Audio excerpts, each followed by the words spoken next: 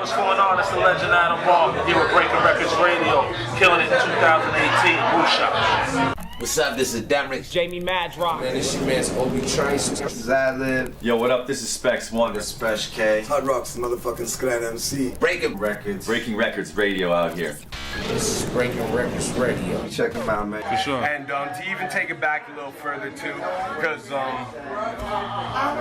lot of people, especially in this generation, they don't understand what SARS and what Empire meant to Canadian hip hop. Like I remember, you know, like once again, like I said, I came up in Brantford, you know what I mean? I had C4 tapes, I had Atom Bomb, Empire tapes, you know what I mean? And I got that shit through my dad. My dad don't know hip hop, you know what I mean? Hey. But he got it through people who knew Toronto hip hop. However you find it, and it's they a good passed thing. it down like, yo, I think your son will like this, if this is what he's about, you know what I mean? That's awesome, and bro. another record I think that never got the respect it fully deserved was the Toronto joint you guys did with the Stomp and Tom Collins sample. Oh, yeah. I was born. The one we were singing before we started the Streets of interview. Toronto. Yeah. That's Tone Mason, man. And like That was Tone on that beat. Tone Mason did the beat, and then that Blacker there. So what happened was that joint was one of the last ones we put on that Get It album, and I always had that sample. That's all good. It's all good. I always had that sample in the stash, and I'd always shoot out. Yeah, man. I used to shoot out samples to producers, be like, "Can you do something with this?" And I sent that one to a few people, and they were like, "I can't mess with it." And I sent it to Tone Mason, and within like I'd say 20 minutes, he dropped that back over, and I was like, "It's a wrap. It's a wrap. That's it." And then Scandals jumped on it. I jumped on it. Yeah. Scandalous killed that. That was. I was debating putting that one on the set today. I didn't even bring that instrumental with me. I say word. Yeah, because I figured it's a connect the dot stuff, so it would have been good to do it, but I didn't even know if people even knew that joint. I can't even lie. If I seen you do that to that, I'd be geeking. You hit me with a Nardwar moment there. I didn't even think people knew that joint, man. That's crazy. Man, and the Stomp and Tom Collins sample? Yeah, and man. you picked that shit? Yeah, that was I found it. That was like LimeWire days. I just found it randomly, and I was just like, oh shoot, I gotta put this on something. Man. Yeah, man. That's a good record, man. That is like, I that can't joint. even lie. Like, you know, The sports. I don't know all the old SARS shit. I don't know all the old Empire shit, but out of what I know, that is my favorite Empire record. Wow. I mean, Boom and Pound was another one of my favorites. I really like that joint a lot too.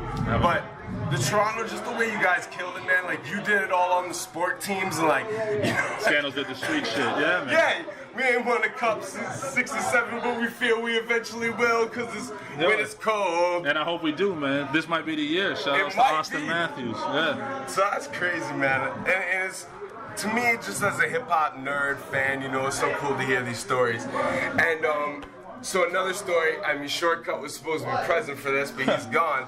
But so when I interviewed Shortcut a while back, he told me, yo, Shortcut's in the place to be. Where you at? Come here, man. So the birth of Empire, did it really start from you coming to Shortcut's crib one day, and him and his brother being like, "What the fuck? This guy's crazy!" Yeah, man. So shouts to Craven Moorhead. So from my side, I showed up. He's like, "Yo, I'm gonna show you a DJ friend of mine." I was like, "All right, I'm with it." I'm about 15 years old at the time, and then he goes, "Okay, we're going to Regent Park."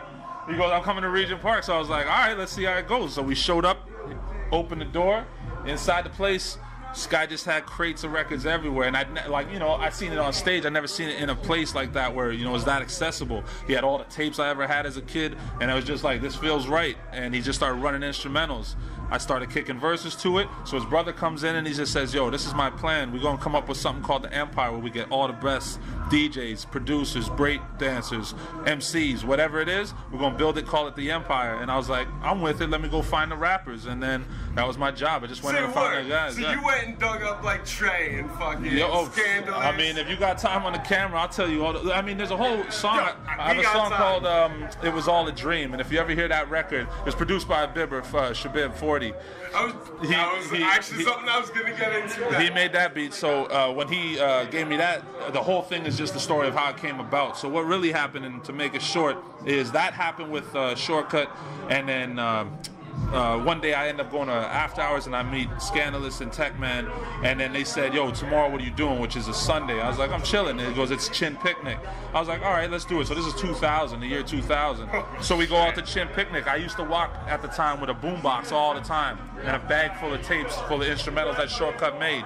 So yeah, he definitely laid the ground for Empire. And then Shortcut! we walked the park that entire day. And at the time, this is before 8 Mile and all that shit. Everyone was in the battling. Everyone was just in the battle, and we must have had 45, 50 battles that night.